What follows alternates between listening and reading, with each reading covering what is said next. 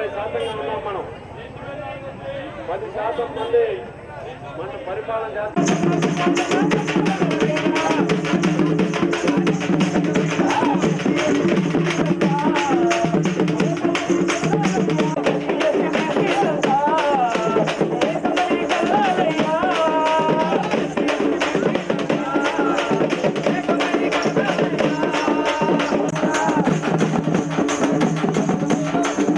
అన్నా తూర్పు కొండ పొద్దుపడుతుందన్నా.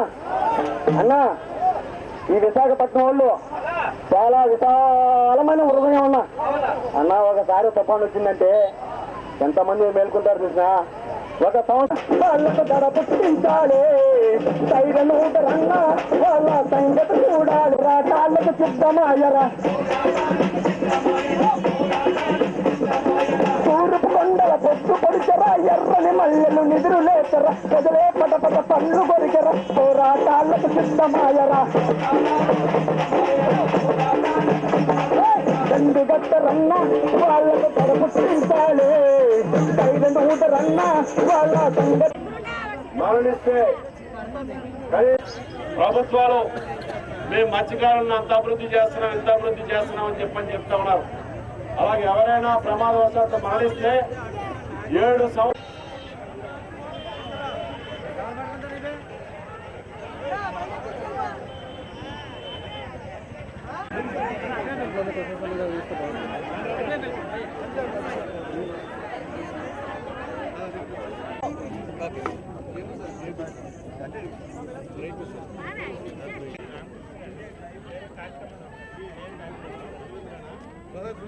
సార్ సార్ సార్ రామకృష్ణ గారు సార్ కూర్చోండి కూర్చోండి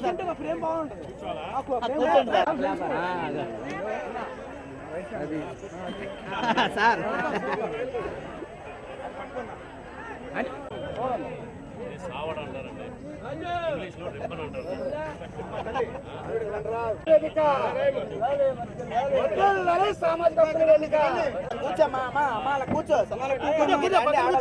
మాట్లాడండి సార్తో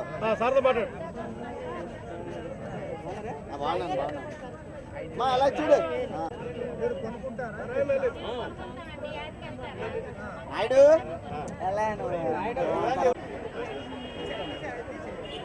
కూర్చోండి కూర్చో నాయుడు కూర్చోండి సార్ పడిపోయింది ఎండబెట్టాలి.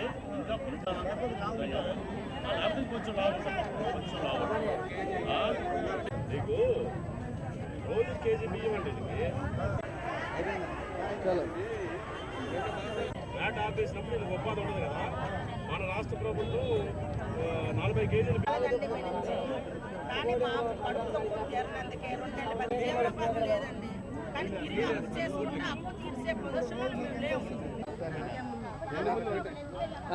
అదే బాగుంది. ఇలా అలా చూడండి వెళ్ళకండి.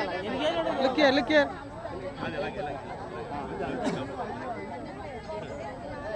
అది ఏం జాబ్ ఇది?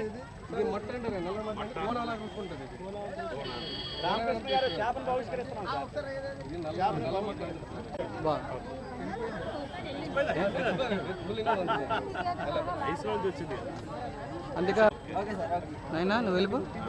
ఈ చైతన్య యాత్రలో వృత్తిదారులు ఎదుర్కొంటున్న సమస్యలు కూడా ప్రభుత్వ దృష్టికి తేవడానికి మేము ప్రయత్నం చేస్తూ ఉన్నాం. ఎందుకంటే ఇవాళ మన రాష్ట్రంలో మత్స్యకారులు ఎవరైతే ఉన్నారో సముద్ర తీర ప్రాంతంలోనే కాదు, చెరువుల్లో ఎక్కడైతే నీళ్లు ఉన్నాయో అక్కడ అన్ని చోట్ల కూడా ఇవాళ లక్షల సంఖ్యలో ఉన్నారు. కానీ ప్రభుత్వం ఏ రోజు కూడా మత్స్యకారుల గురించి ఒక్క మాట కూడా మాట్లాడడం లేదు. ఇక్కడికి వచ్చిన తర్వాత మహిళలందరూ కూడా చెప్తా ఉన్నారు, ప్రభుత్వం ఏదైతే వారి వేట నిషేధిస్తుందో ఆ సమయంలో మగవాళ్లతో పాటు దానిపైన ఆధారపడి జీవనం సాగిస్తున్నటువంటి వ్యాపారం చేస్తున్నటువంటి ఈ మహిళలందరికీ కూడా వారికి కూడా ఖచ్చితంగా నష్టపరిహారం చెల్లించాలి, వారికి జీవన భృతి ఇవ్వాలి. అదేవిధంగా వీళ్ళ పిల్లలందరికీ కూడా విద్యాబుద్ధులు చెప్పించడానికి కూడా ఇది చేయాలి. ఇవాళ మన సంక్షేమ శాఖ మంత్రి రావెల కిషోర్ బాబు గారు ఆర్థిక మంత్రి గారికి విజ్ఞప్తి చేశారు. ఏదైతే విద్యార్థుల హాస్టల్ మెస్ ఛార్జీలు ఉన్నాయో 10% పెంచమని కోరుతా ఉన్నాడు. 10% పెంచడం వల్ల ఏ రకంగా కూడా సమస్య పరిష్కారం కాదు. ఎందుకంటే ఇవాళ ఒక్కొక్క విద్యార్థికి 650, 750, 950 రూపాయలు కాలేజీ విద్యార్థులకు ఇస్తూ ఉన్నారు. 10% అంటే 65 రూపాయలు మాత్రమే పెరుగుతుంది. కాబట్టి మేము చెప్తున్నది ఏమంటే ఖచ్చితంగా సంక్షేమ శాఖ విద్యార్థులందరికీ కూడా, వెల్ఫేర్ హాస్టల్స్లో చదివే విద్యార్థులందరికీ కూడా ప్రతి ఒక్క విద్యార్థికి నెలకు స్కూల్ విద్యార్థులకు 2000 రూపాయలు, కాలేజీ విద్యార్థులకు 3000 రూపాయలు ఇవ్వాలని చెప్పి కోరుతా ఉన్నాం.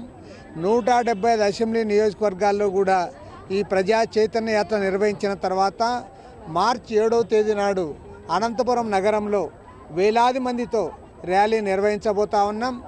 దళితులు, గిరిజనులు, వెనుకబడిన కులాల వారు, మైనార్టీల సమస్యలన్నీ పరిష్కారం అయ్యేంత వరకు కూడా మా పోరాటాన్ని కొనసాగిస్తాం. ఇవాళ కేంద్ర రాష్ట్ర ప్రభుత్వాలు రెండు కూడా ఇవాళ పక్కాగా ఈ వర్గాల ప్రజలకు అన్యాయం జరుగుతూ ఉంది కాబట్టి దానిపైన ఈ చైతన్య యాత్ర నిర్వహిస్తూ ఉన్నాం. తర్వాత ఇక రెండో అంశం, ఇవాళ ముఖ్యమంత్రి చంద్రబాబు నాయుడు గారు చెప్తా ఉన్నారు, తన టీడీపీ ఎంపీలందరూ కూడా కేంద్ర ప్రభుత్వం పైన ఒత్తిడి తేవాలి, ప్యాకేజీకి చట్టబద్ధత కోసం, విశాఖ రైల్వే జోన్ కోసం బడ్జెట్లో లోటుకు సంబంధించి ఏదైతే ఉందో 2015-16లో ఇవ్వాల్సిన నిధుల కోసం కేంద్ర ప్రభుత్వం పైన ఒత్తిడి తెమ్మని చెప్పి ఒక పెద్ద చాంతాడంత లిస్ట్ ఇచ్చాడు. నేను అడుగుతా ఉన్నా చంద్రబాబు నాయుడు గారిని, కేంద్ర ప్రభుత్వం బ్రహ్మాండంగా సహాయం చేస్తుందని మీరు వెంకయ్య నాయుడు గారు ఒక పక్క ప్రచారం చేస్తూ ఉన్నారు. మరోవైపు ఎంపీలకు ఏం చెప్తా ఉన్నారంటే మీరు గట్టిగా పోరాడండి, గట్టిగా పోరాడి సాధించుకోవాలి, మన రాష్ట్రానికి ఇవన్నీ కూడా కావాలి, చట్టబద్ధమైన ప్యాకేజీ కావాలంటా ఉన్నారు. అంటే చట్టబద్ధత లేని ప్యాకేజీని స్వీకరించి ప్రజలకు మోసం చేసింది కాకుండా కేంద్ర ప్రభుత్వం ఏదో ఇచ్చిందని మీరు పదే చెప్తా ఉన్నారంటే ఇది పక్కా మోసం తప్ప మరొకటి కాదు. ఒకవైపు ఏమో చాలా బాగా సాయం చేస్తుందంట అన్నావు, మరోవైపు అంటా ఉన్నావు చట్టబద్ధత కూడా కల్పించలేదు, తర్వాత రైల్వే జోన్ ఇవ్వలేదు, స్టీల్ ఫ్యాక్టరీ ఇవ్వలేదు, పోర్ట్ ఇవ్వలేదు, అదేవిధంగా నిధులు సమకూర్చలేదు, ప్రత్యేక ప్యాకేజీ ఉత్తరాంధ్రకు, అదేవిధంగా రాయలసీమకు దానికి కూడా సక్రమంగా నిధులు ఇవ్వలేదని మీరే చెప్తా ఉన్నారు. కాబట్టి ఏమంటే ఈ రెండు రకాల ధోరణి మానుకోండి. ఇప్పటికైనా సరే కేంద్ర ప్రభుత్వం పైన పోరాడడానికి అందరినీ కూడా సమాయత్తం చేయండి.